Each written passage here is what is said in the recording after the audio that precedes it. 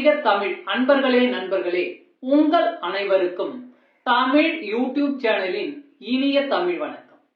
தாய்மொழியால் இணைவோம், தாய்மொழியை வளர்ப்போம். வாழ்க தமிழ், வளர்க தமிழ்.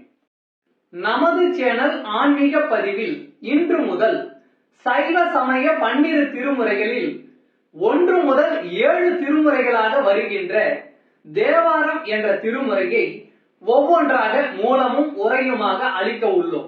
இதுவரை 12 திருமுறைகளில் 8ஆம் திருமுறையான மாணிக்கவாசகர் அருளிய திருவாசகம், 10ஆம் திருமுறையான திருமூலரின் திருமந்திரம், 12ஆம் திருமுறையான சேக்கிழார் அருளிய பெரிய புராணம் ஆகியவற்றை மூலமும் உரையுமாக ஒவ்வொன்றாக அளித்து வருகின்றோம்.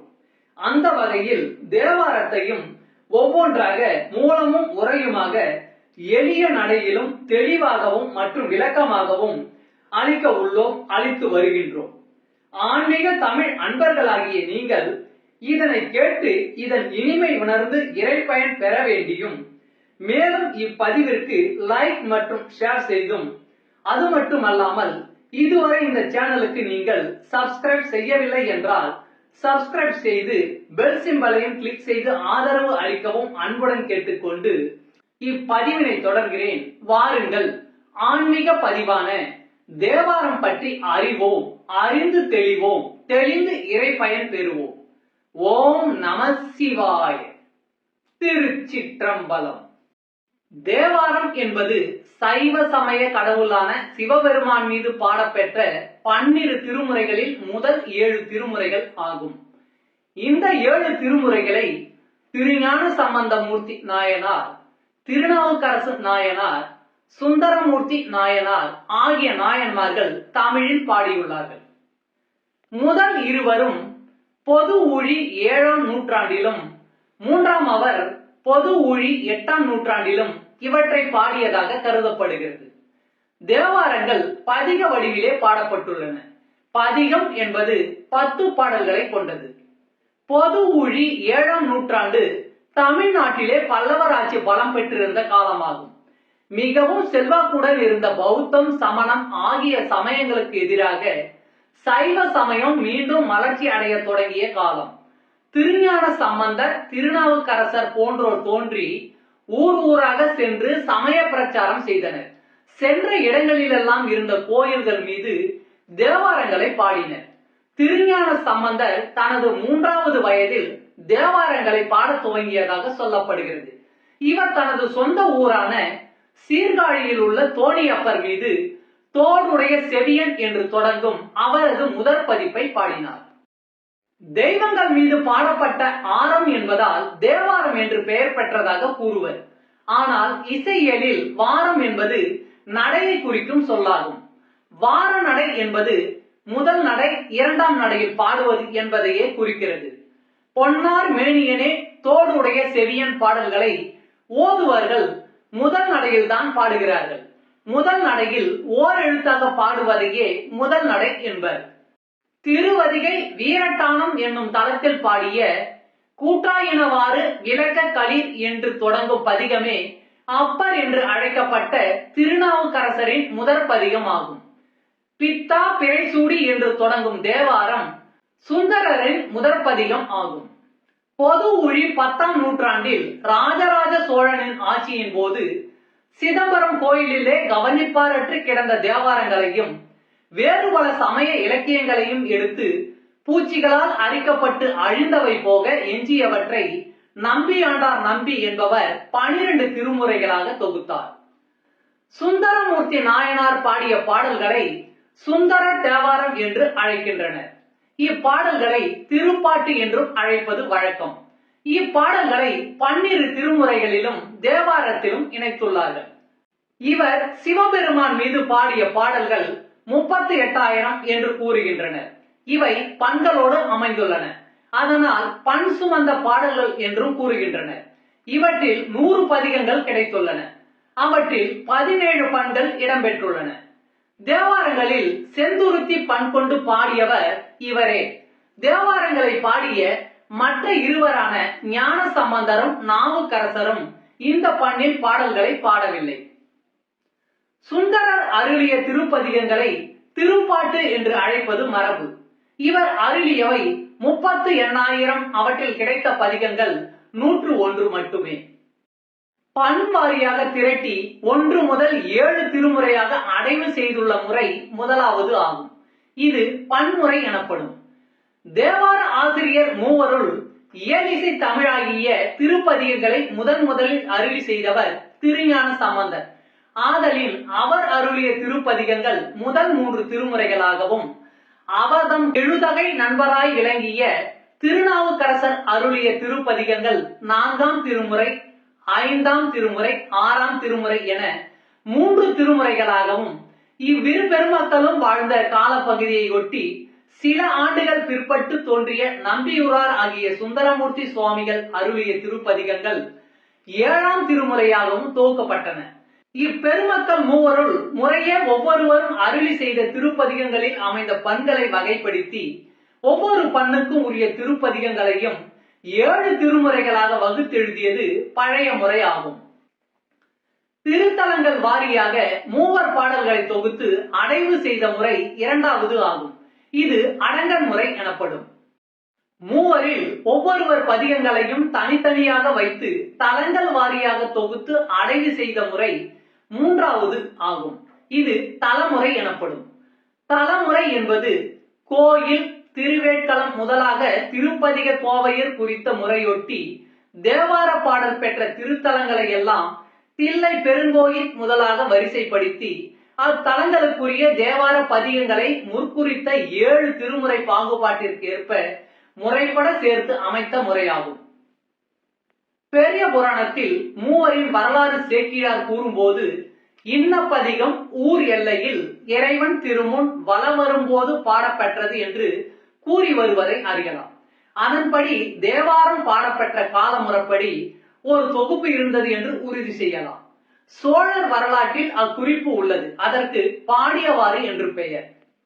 தலமுறை பன்முறை வகைகளில் பன்முறைமையே பழைய ஏட்டுச்சுவடிகளில் இடம்பெற்றுள்ளது. மூவர் தேவார பதிகங்களை 7 திருமுறைகளாக பகுத்து வழங்கும் திருமுறை பகுப்புக்கு அடிப்படையாக அமைந்தது இப்பன்முறைமையே என கருதல் பொருந்தும். பன்முறைமையாகிய இதனை ஆதாரமாக கொண்டு நோக்கினால்தான் மூவர் திருப்பதிகங்களையும் முதல் 7 திருமுறைகளாக பகுத்து வழங்கிய நம் முன்னோரது பகுப்பு இனிது விளங்கும். தேவார திருப்பதிகங்களை தலமுறையில் அமைத்து பயிலும் வழக்கம் பிற்காலத்தில் தோன்றியதெனவே கருத வேண்டியுள்ளது. மூர்த்தி தலம், தீர்த்தம் என்பவற்றை முறையே கண்டு வழிபடும் விருப்புடைய சிவநேச செல்வர்கள் தாம் வழிபட விரும்பிய ஒவ்வொரு தலத்திற்கும் அமைந்த தேவார திருப்பதிகங்கள் முழுவதையும் நாள்தோறும் முறையே பாராயணம் செய்ததற்கு ஏற்ற வண்ணம் முறைப்படுத்தப்பட்டதே இத்தலமுறை பகுப்பாகும். இப்பகுப்பு தில்லை பெருங்கோயிலை முதன்மை திருத்தலமாக கொண்டு அமைந்திருப்பது தேவார ஆசிரியர் மூவர் திருவுள்ளத்திற்கும் ஏற்புடையதாகும். இது சிவத்தலங்கள் எல்லாவற்றிற்கும் முதலில் வைத்து போற்றத்தகும். சிறப்புடைய திருத்தலம் என்ற நோக்கத்துடன் தில்லை பெருங்கோயிலை பற்றி அம்மூவரும் உளமோந்து பாடிய திருப்பாடற் குறிப்புகளால் நன்கு புலனாகும். இக்குறிப்பினை விளக்கும் முறையில் கோயில், திருவேட்களம், நெல்வாயில், கழிப்பாலை என தொடங்கும் திருப்பதிகை கோவை அமைந்திருத்தல் அறியத்தக்கதாகும். மேற்குறித்த பன்முறை, தலமுறை என்னும் 2 வகை முறைகளுள் தேவார ஆசிரியர் காலந்தொட்டு இடையின்றி வழங்கி வருவதும் சைவ திருமுறைகள் 12 என்ற பகுப்பிற்கு நிலைக்களமாக அமைந்ததும் பன்முறைமையே ஆதலின் அம்முறையினை பின்பற்றி தேவார திருப்பதிகங்களின் அமைப்பினை நோக்குதல் ஏற்புடையதாகும். தேவார பாடல்களின் எண்ணிக்கையும் திருமுறை பாடியவர்களும். முதலாம் திருமுறை திருஞான சம்பந்தமூர்த்தி நாயனார் பாடல்கள் 1469. 2ஆம் திருமுறை திருஞான சம்பந்தமூர்த்தி நாயனார் 1331 பாடல்கள். 3ஆம் திருமுறை திருஞான சம்பந்தமூர்த்தி நாயனார் 1358 பாடல்கள். 4ஆம் திருமுறை திருநாவுக்கரசு நாயனார் 1070 பாடல்கள். 5ஆம் திருமுறை திருநாவுக்கரசு நாயனார் 1015 பாடல்கள். 6ஆம் திருமுறை திருநாவுக்கரசு நாயனார் 981 பாடல்கள். 7ஆம் திருமுறை சுந்தரமூர்த்தி நாயனார் 1026 பாடல்கள். மொத்தம் 8227 பாடல்கள் இதில் அமைந்துள்ளன. பண் அமைத்தவர் என்று பார்த்தால் இப்பொழுதுள்ளபடி தேவார பாடல்களுக்கு பண் அமைத்து கொடுத்தவர் ராசேந்திர பட்டணத்திலிருந்து ஒரு பெண்மணி என்று உவே சாமிநாத ஐயர் குறிப்பிடுகிறார். தேவார காலத்து இசைக்கருவிகள் என்று பார்த்தால் யாழ், வீணை, குழல், கிண்ணரி, கொக்கரி, சச்சரி, தக்கை, முழவம், மொந்தை, மிருதங்கம், மத்தளம், தமருகம், துந்துபி, குடமுழு, தத்தகளம், முரசம், உடுக்கை, தாளம், துடி, கொடுக்குட்டி முதலியன. இவற்றுள் பல பண்டை காலம் முதலே தமிழகத்தில் இருந்தவை. தேவாரத்தில் காணப்படும் பெரும்பாலான பண்கள் தமிழ்நாட்டிற்கே உரியவை.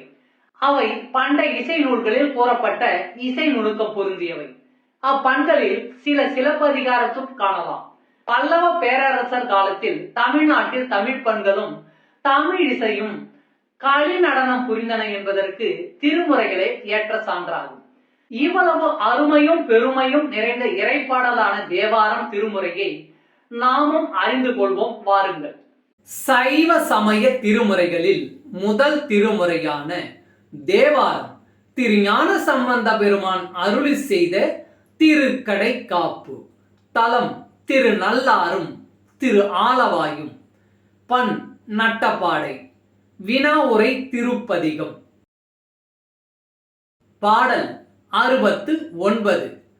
செம்பொன் செய் மாலையும் வாசிகையும் திருந்து புகையும் அவியும் பாட்டும் நம்பும் பெருமை நல்லார் உடைய நம்பெருமான் இது என் கொள் சொல்லாய் உம்பரும் நாகர் உலகம் தானும் ஒளிகடல் சூழ்ந்த உலகத்தோறும் அம்புதம் நாள்களால் நீடும் கூடல் ஆலவாயின் கண் அமர்ந்த ஆரே. செம்பொன் செய் மாலையும் வாசிகையும் திருந்து புகையும் அவியும் பாட்டும் நம்பும் பெருமை நல்லார் உடைய நம்பெருமான் இது என் கொள் சொல்லாய் உம்பரும் நாகர் உலகம் தானும் ஒளிகடல் சூழ்ந்த உலகத்தோறும் அம்புதம் நாள்களால் நீடும் கூடல் ஆலவாயின் கண் அமர்ந்த ஆரே. பாடலின் பொருளுரை. செம்பொன்னால் செய்த மாலைகள் திருவாசி மாலைகள் ஆகியவற்றுடன் மணப்புகை, நிவேதனம், தோத்திரம் முதலியவற்றையும் விரும்பி ஏற்கும் பெருமையுடைய விண்ணவரும் நாகர் உலகத்தவரும் ஒலிக்கும் நல்லாற்றில் விளங்கும் நம் பெருமானே.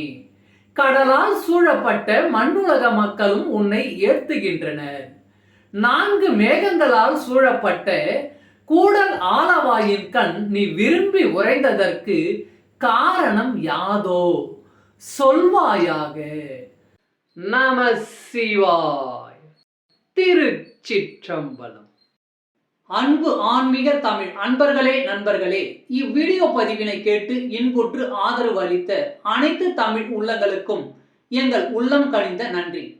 மேலும் இப்பதிவு உங்களுக்கு பிடித்திருந்தால் லைக் மற்றும் ஷேர் செய்தும், இதுவரை இந்த சேனலுக்கு நீங்கள் சப்ஸ்கிரைப் செய்யவில்லை என்றால் சப்ஸ்கிரைப் செய்து பெல் பட்டனையும் அழுத்தி ஆதரவு அளிக்கவும் அன்புடன் கேட்டுக்கொள்கிறோம். மிக்க நன்றி. அடுத்த பதிவில் உங்களை விரைவில் சந்திக்கும் வரை உங்களிடமிருந்து விடை பெறுவது தமிழ் யூடியூப் சேனல்.